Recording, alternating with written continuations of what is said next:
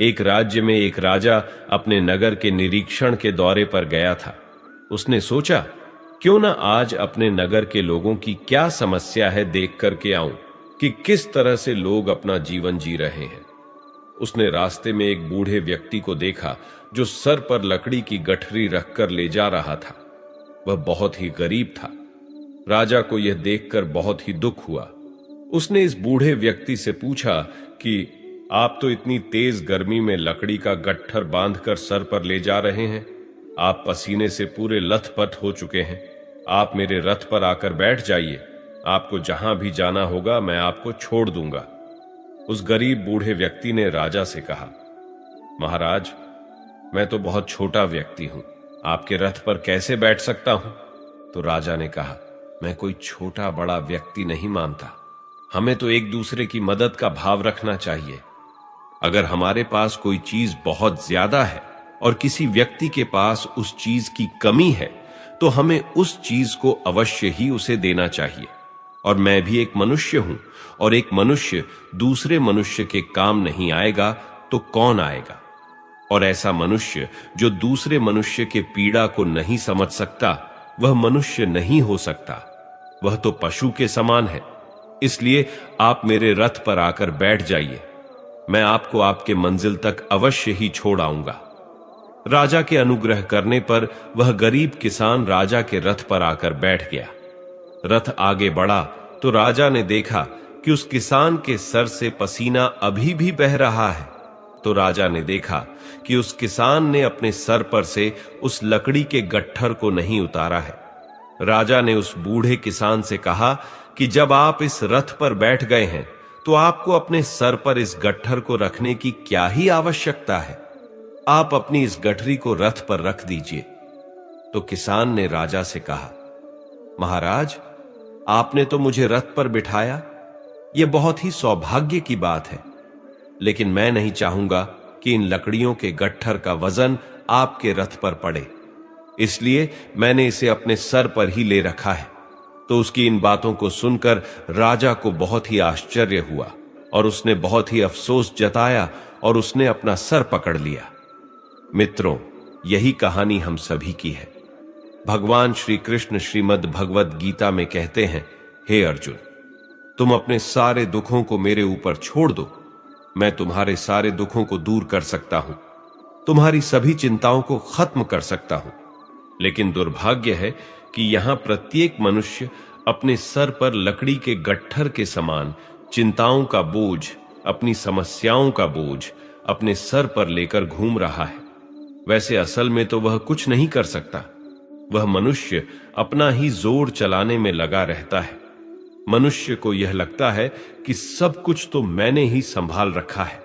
अपनी समस्या के बारे में अगर मैं ना सोचूं तो सब कुछ ही बर्बाद हो जाएगा, व्यर्थ हो जाएगा, और वह केवल सोच सोच कर परेशान रहता है और अपना उचित कर्म नहीं करता, बल्कि उसे तो अपनी समस्याओं के परिणाम को ईश्वर पर छोड़ देना चाहिए और अपना वास्तविक कर्म करना चाहिए, ताकि उस समस्या से पार पाया जा सके।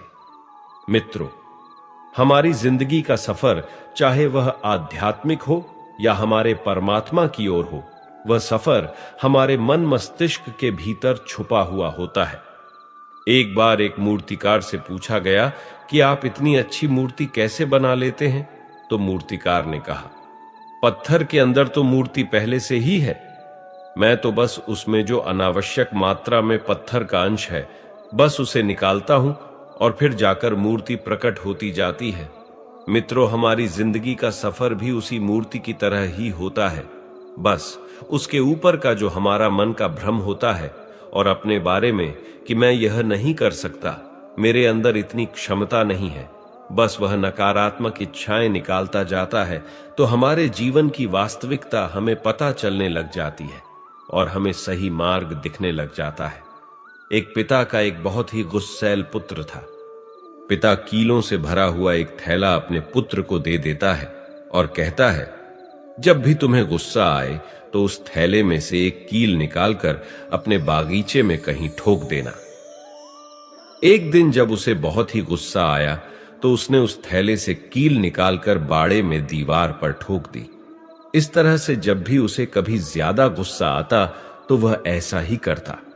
धीरे धीरे उसे एहसास हुआ कि यह बाड़े में कील ठोकने में जो मैं समय व्यर्थ ही बर्बाद कर रहा हूं, उससे तो कई गुना ज्यादा बेहतर है कि मैं अपने गुस्से पर काबू पा लूं।